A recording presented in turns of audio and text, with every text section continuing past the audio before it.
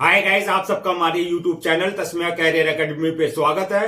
Guys, आज जो हम आपको डिटेल देने जा रहे हैं वो देने जा रहे हैं HPCL Rajasthan refinery limited recruitment 2025 के नोटिफिकेशन के बारे में। HPCL राजस्थान रिफाइनरी लिमिटेड ने इंजीनियर्स और मैनेजर्स की 121 वैकेंसीज के लिए अपना नोटिफिकेशन जारी किया है। अगर आप भी इन वैकेंसीज के लिए अप्लाई करना चाहते हैं तो गाइज ये वीडियो आपके लिए बहुत ज्यादा इंपॉर्टेंट है, क्योंकि इस वीडियो में हमने पूरा डिटेल में बताया कि क्या मिनिमम क्वालिफिकेशन मांगी गई है, क्या आपका सिलेक्शन प्रोसेस रहेगा, लास्ट डेट अप्लाई करने की कब है और ऑनलाइन जाकर के कैसे आपको रजिस्ट्रेशन और फॉर्मेलिटीज पूरी करनी होगी। तो गाइज पूरा वीडियो देखिएगा और साथ ही साथ में हमारे इस यूट्यूब चैनल को सब्सक्राइब कर लें, लाइक करें और ज्यादा से ज्यादा शेयर करें। तो गाइज सबसे पहले बात करते हैं इनकी ऑफिशियल वेबसाइट की। इनकी जो ऑफिशियल वेबसाइट है वो है www.hrrl.in, जहां पर जाकर के आपको रजिस्ट्रेशन और फॉर्मेलिटीज पूरी करनी होगी। रिक्रूटमेंट अथॉरिटी जो रहेगी आपकी HPCL राजस्थान रिफाइनरी लिमिटेड रहेगी। पोस्ट नेम की अगर बात करें तो इसमें जूनियर एग्जीक्यूटिव की, इंजीनियर्स की, इंफॉर्मेशन सिस्टम ऑफिसर्स की, इसके अलावा जो है मैनेजर्स की आपकी वैकेंसीज रखी गई हैं। टोटल वैकेंसीज 121 वैकेंसीज हो और ये आपका जो है परमानेंट जॉब रहेगी, ये परमानेंट आपकी वैकेंसीज हैं।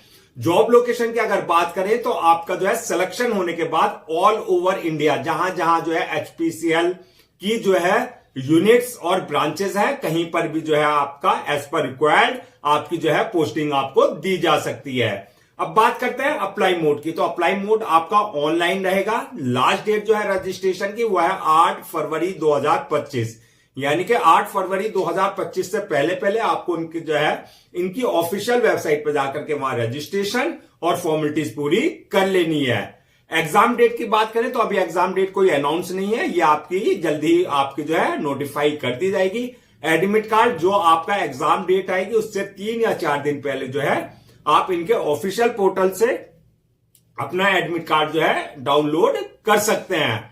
अब बात करते हैं कि आपका एप्लीकेशन फीस क्या रखी गई है। तो एप्लीकेशन फीस की अगर हम बात करें तो अगर आप जनरल, OBC या EWS इस कैटेगरी में अगर आप आते हैं तो आपके लिए 1000 रुपए एप्लीकेशन फीस और प्लस आपको 18% जो है 18% GST देना होगा, यानी कि 1180 रुपए जो है आपके लिए जो है एप्लीकेशन फीस रखी गई है। और अगर बात करें SC, ST और फिजिकल हैंडीकैप्ड, अगर आप इस कैटेगरी में आते हैं तो आपके लिए जो है एप्लीकेशन फीस नील रखी गई है, यानी कि आपको एग्जम्प्टेड रहेंगे, किसी तरह की कोई एप्लीकेशन फीस आपको देने की जरूरत नहीं है। अब बात करते हैं पेमेंट मोड की, यानी कि जो आपकी एप्लीकेशन फीस होगी उसका क्या पेमेंट मोड रहेगा, वो ऑनलाइन रहेगा। यानी कि at the time of registration आप अपने जो है debit card, credit card, net banking, UPI या जो अदर्स ऑप्शंस हैं वहां पर पेमेंट गेटवे हैं उसके थ्रू जो है आप अपनी एप्लीकेशन फीस जो है अपनी कैटेगरी के अकॉर्डिंग जो है डिपॉजिट कर सकते हैं। अब नेक्स्ट बात करते हैं कि एलिजिबिलिटी क्राइटेरिया क्या मांगा गया है, यानी कि क्या आपका जो है क्वालिफिकेशन मांगी गई है। तो ये आपकी जो है पोस्ट वाइज वरी करेगी। तो इसमें जो है एजुकेशनल क्वालिफिकेशन जो मांगी गई है, अगर आपने BSc या BTech यानी कि बैचलर ऑफ टेक्नोलॉजी या B यानी कि बैचलर ऑफ इंजीनियरिंग या आपने diploma in engineering in relevant field में अगर आपने किया हुआ है तो आप जो है इन वैकेंसीज के लिए अप्लाई कर सकते हैं। यानी कि BSc, BTech, BE डिप्लोमा वाले जो है अपनी अपनी फील्ड में अगर आपने रिलेवेंट सब्जेक्ट में, रिलेवेंट ब्रांच में, स्पेशलाइजेशन में अगर आपने जो है डिग्री ली हुई है तो आप जो है उस पोस्ट के लिए आप अप्लाई कर सकते हैं। इसमें ऑलमोस्ट सारी ब्रांचेस यानी कि सारी स्पेशलाइजेशन वालों को कवर किया गया है, चाहे आप मैकेनिकल इंजीनियरिंग की हुई है, चाहे आपने इलेक्ट्रिकल इंजीनियरिंग की है, चाहे आपने केमिकल इंजीनियरिंग की है, चाहे आपने जो है इंस्ट्रूमेंटेशन इंजीनियरिंग की है। तो मोस्टली सारी ब्रांचेस वालों के लिए वैकेंसीज जारी की गई है।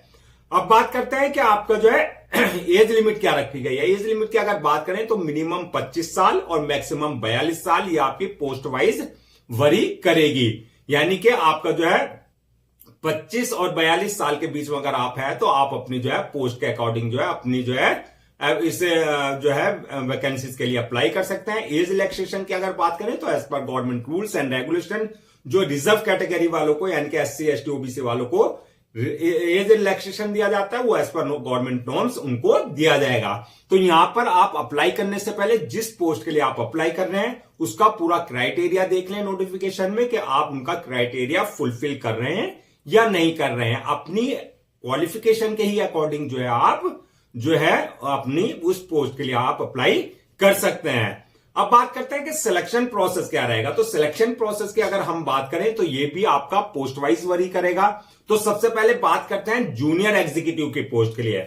अगर आप जूनियर एग्जीक्यूटिव पोस्ट के लिए अप्लाई कर रहे हैं तो आपके लिए जो स्टेजेस रहेंगी, नंबर 1 रहेगा आपका ऑनलाइन एग्जामिनेशन यानी कि सीबीटी, कंप्यूटर बेस्ड टेस्ट होगा आपका। दूसरी स्टेज जो रहेगी आपकी स्किल टेस्ट रहेगी रिलेवेंट फील्ड में, तो आपका स्किल टेस्ट होगा। थर्ड स्टेज आपके लिए रहेगी पर्सनल इंटरव्यू की। तो यह है आपका जूनियर एग्जीक्यूटिव के लिए। और अगर आप अप्लाई कर रहे हैं इंजीनियर्स की और ऑफिसर्स की पोस्ट के लिए तो आपके लिए फर्स्ट स्टेज जो रहेगी सीबीटी यानी कि ऑनलाइन एग्जामिनेशन होगा आपका, कंप्यूटर बेस्ड टेस्ट। दूसरी जो आपकी स्टेज रहेगी जीडी यानी कि group discussion, and third stage is interview. In stages से आपको गुजरना होगा। और अगर आप अप्लाई कर रहे हैं सीनियर इंजीनियर्स और सीनियर्स मैनेजर्स के लिए तो आपके लिए जो क्राइटेरिया जो सिलेक्शन प्रोसेस रहेगा वो सबसे पहले आपको जो है शॉर्ट लिस्टेड किया जाएगा। शॉर्ट लिस्टेड किस बेसिस पे किया जाएगा आपको? On the basis of your academic performance and your experience, यानी कि आपका जो एकेडमिक रिकॉर्ड है, जो आपकी क्वालिफिकेशन है, जो आपका क्राइटेरिया है, उस हिसाब से आपने कितनी परसेंटेज, कितना आपके पास जो है हाईएस्ट मार्क्स आपने ऑब्टेन क्यों है उस बेसिस पे, प्लस क्या आपके पास एक्सपीरियंस रहा। तो उस बेसिस पे सबसे पहले आपको जो है क्या किया जाएगा? शॉर्ट लिस्टेड किया जाएगा। शॉर्ट लिस्टेड करने के बाद जो है आपका फर्स्ट स्टेज जो होगी आपकी टेक्निकल कॉम्पिटेंसी इंटरव्यू की रहेगी, यानी कि आपका इंटरव्यू होगा, आपका जो टेक्निकल फील्ड है उससे रिलेटेड आपका जो है एक इंटरव्यू होगा। ये इंटरव्यू के बाद जो है दूसरा स्टेज जो रहेगी आपके लिए वो भी आपकी एक इंटरव्यू की रहेगी, वो होगा आपका बिहेवियरल कॉम्पिटेंसी इंटरव्यू। 2 स्टेजेस आपकी जो है ये आपकी इसमें जो है इंटरव्यू की रहेगी जो आपको क्लियर करनी होगी। इसके अलावा जो जितनी भी पोस्ट है उसके बाद जब आपका ये जो है सिलेक्शन प्रोसेस जो स्टेजेस है वो क्लियर कर लेंगे, उसके बाद जो है सबके सारी पोस्ट के लिए जो है डॉक्यूमेंट्स वेरिफिकेशन वाली स्टेज रहेगी, यानी कि at the time of registration जो आपने अपने डॉक्यूमेंट्स अपलोड किए हैं वो सारे डॉक्यूमेंट्स आपके जो है ओरिजिनल वेरीफाई यानी कि चेक किए जाएंगे। और उसके बाद जो है लास्ट स्टेज जो रहेगी वो मेडिकल एग्जामिनेशन की रहेगी, यानी कि जिस पोस्ट के लिए आपने अप्लाई किया है ये देखा जाएगा कि उस पोस्ट के लिए आप फिजिकली एंड मेंटली यानी कि पूरी तरीके से मेडिकली आप फिट होने चाहिए। तो ये आपका सिलेक्शन प्रोसेस रहेगा पोस्ट वाइज। अब बात करते हैं जो आपका एग्जाम होगा, ऑनलाइन रिटन एग्जामिनेशन जो होगा उसका क्या एग्जाम पैटर्न रहेगा और क्या सिलेबस रहेगा। तो सबसे पहले बात करते हैं जैसे आपका जो है जूनियर एग्जीक्यूटिव पोस्ट के लिए और इंजीनियर्स की और ऑफिसर्स की पोस्ट के लिए, यानी कि जो आपका ऑनलाइन रिटन एग्जामिनेशन रहेगा, क्योंकि इसमें जो है आपको हमने जैसे बताया सीनियर इंजीनियर्स और सीनियर मैनेजर्स की पोस्ट के लिए तो आपका शॉर्ट लिस्टेड बेसिस पे प्लस फिर आपकी 2 स्टेजेस जो है उस इंटरव्यू की रहेगी आपकी। तो इसमें तो कोई रिटन एग्जाम नहीं होगा आपका, तो आपके लिए जूनियर एग्जीक्यूटिव की और इंजीनियर्स और पोस्ट जो है आपका ऑफिसर्स की पोस्ट के लिए जो आपका रिटन एग्जाम होगा। जो आपका जो है इसका जो एग्जाम पैटर्न होगा वो रहेगा आपका ऑनलाइन, जैसे हमने बताया सीबीटी बेस्ड यानी कि कंप्यूटर बेस्ड टेस्ट रहेगा। दूसरा ऑब्जेक्टिव टाइप क्वेश्चंस होंगे यानी कि MCQ type multiple choice questions होंगे। तीसरा आपका इसमें किसी तरह की रॉन्ग आंसर के लिए निगेटिव मार्किंग का प्रोविजन नहीं रखा गया है। चलिए अब बात कर लेते हैं कि आपका सिलेबस क्या रहेगा इन पोस्ट के लिए। तो सिलेबस की अगर बात करें तो ये 2 पार्ट में डिवाइड होगा आपका। फर्स्ट पार्ट जो होगा वो होगा आपका जनरल एप्टीट्यूड का। इसमें जनरल एप्टीट्यूड में जो आपका आएंगे इंग्लिश लैंग्वेज से क्वेश्चंस रहेंगे। दूसरा आपका क्वांटिटेटिव एप्टीट्यूड से क्वेश्चंस रहेंगे। इसके अलावा इंटेलेक्चुअल जो है आपका से रिलेटेड आपके क्वेश्चंस रहेंगे और आपका लॉजिकल रीजनिंग और डाटा इंटरप्रिटेशन से आपके क्वेश्चंस रहेंगे। ये आपका जनरल एप्टीट्यूड का फर्स्ट पार्ट होगा। फर्स्ट पार्ट, इसके अलावा जो सेकंड पार्ट की अगर हम बात करें तो सेकंड पार्ट जो होगा वो आपका टेक्निकल नॉलेज यानी कि जो आपकी प्रोफेशनल नॉलेज है, जो आपकी डिग्री है, जिस बेसिस पे आपने अप्लाई किया है, जो आपका क्राइटेरिया है, एजुकेशनल बैकग्राउंड है, उस बेसिस पे आपका जो है एक आपका टेक्निकल यानी कि प्रोफेशनल नॉलेज का पार्ट 2 रहेगा, उससे रिलेटेड आपके सारे क्वेश्चंस रहेंगे। तो ये आपका पार्ट 1 और पार्ट 2 जो है इस तरीके से आपका कवर किया गया है। अब बात करते हैं सैलरी एंड अलाउंसेस की। तो सैलरी एंड अलाउंसेस की अगर बात करें तो ये भी आपके पोस्ट वाइज वरी करेंगे। तो एक जो है नटशेल में मैं आपको बता देता हूं, अगर आपने अप्लाई किया है जूनियर एग्जीक्यूटिव की लेवल की पोस्ट के लिए तो आपकी बेसिक पे 30,000 से लेकर के 1,20,000 के बीच में रहेगी। और इंजीनियर्स एंड ऑफिसर्स की लेवल की पोस्ट के लिए अगर आपने अप्लाई किया है उनके लिए बेसिक पे जो है आपका 50,000 से लेकर के 1,60,000 के बीच में रहेगी। और आपने सीनियर इंजीनियर्स की लेवल की पोस्ट के लिए अप्लाई किया है तो आपकी 60,000 से लेकर के 1,80,000 के बीच में रहेगी।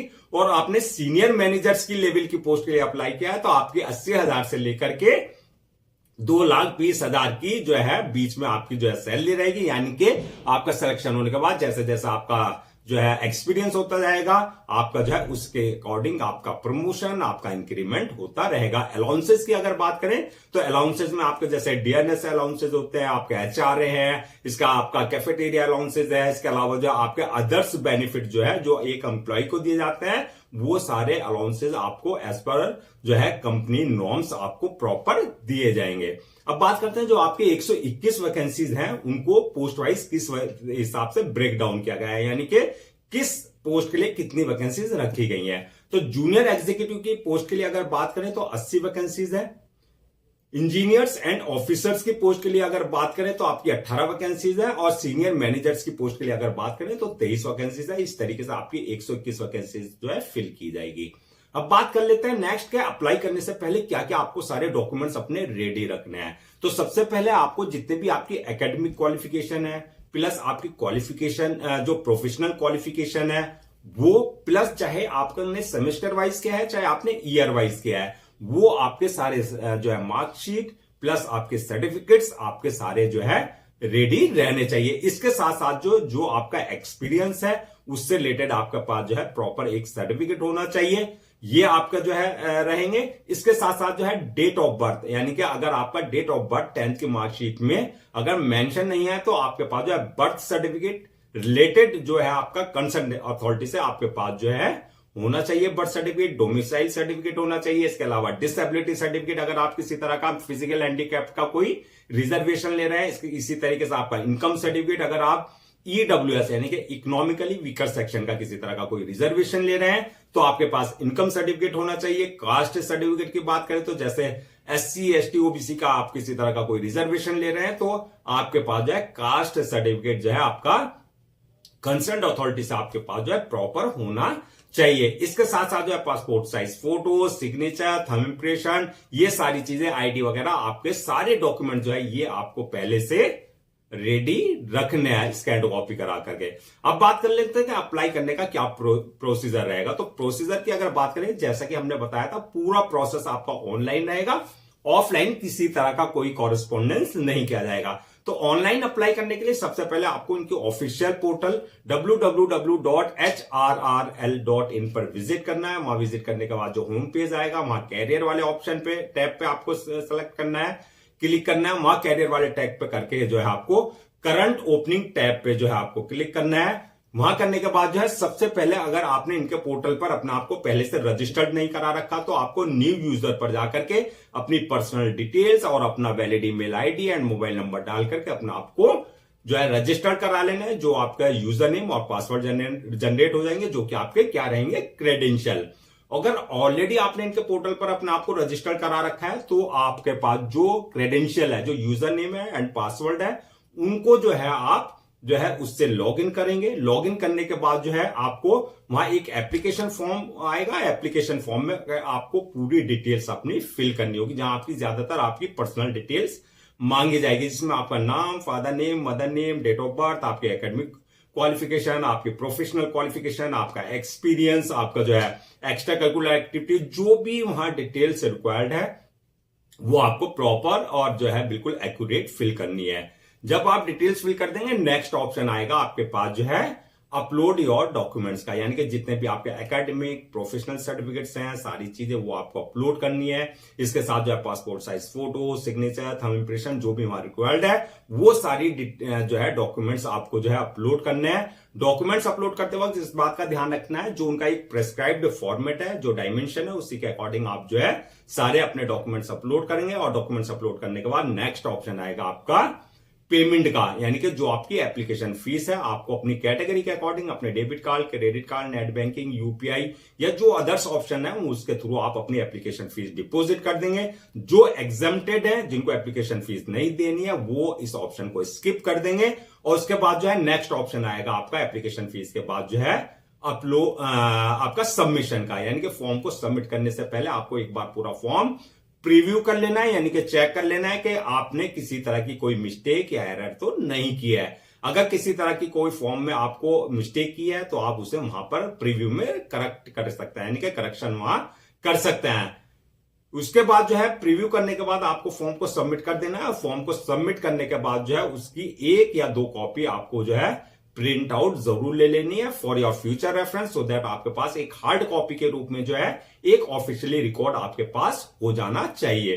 तो गाइज ये थी आपकी जो है HPCL Rajasthan refinery limited recruitment 2025 की नोटिफिकेशन की डिटेल्स। आई होप आपके सारे डाउट्स क्लियर हो गए होंगे। अगर अब भी आपको किसी तरह का कोई डाउट है या आपकी कोई क्वेरी है या कंफ्यूजन है तो आप हमें जो है कमेंट सेक्शन में आप हमसे पूछ सकते हैं, हम उसका रिप्लाई जरूर देंगे। मैं एक बार फिर से आपको रिमाइंड करा देता हूं, जो लास्ट डेट है आपका, लास्ट डेट जो है 8 फरवरी 2025। 8 फरवरी से 2025 से पहले आपको उनके ऑफिशियल पोर्टल पर जाकर के अपना जो है रजिस्ट्रेशन और फॉर्मेलिटीज पूरी कर लेनी है। गाइज हम आपके लिए जितने भी गवर्नमेंट जॉब्स हैं और गवर्नमेंट एग्जाम्स हैं उससे रिलेटेड जितने भी अपडेट्स होते हैं उस पर वीडियोज लेकर के आते हैं। इसके साथ साथ जो आपके लिए प्रॉपर कैरियर गाइडेंस पे जो है वीडियोस लेकर के आते हैं। अगर आप भी चाहते हैं कि आपको प्रॉपर कैरियर गाइडेंस मिलती रहे, इसके साथ साथ आपको गवर्नमेंट जॉब्स और गवर्नमेंट एग्जाम्स के पूरे अपडेट्स मिलते रहे, तो आप लोगों से मेरी रिक्वेस्ट है आप हमारे इस यूट्यूब चैनल को सब्सक्राइब कर लें, लाइक करें और ज्यादा से ज्यादा शेयर करें।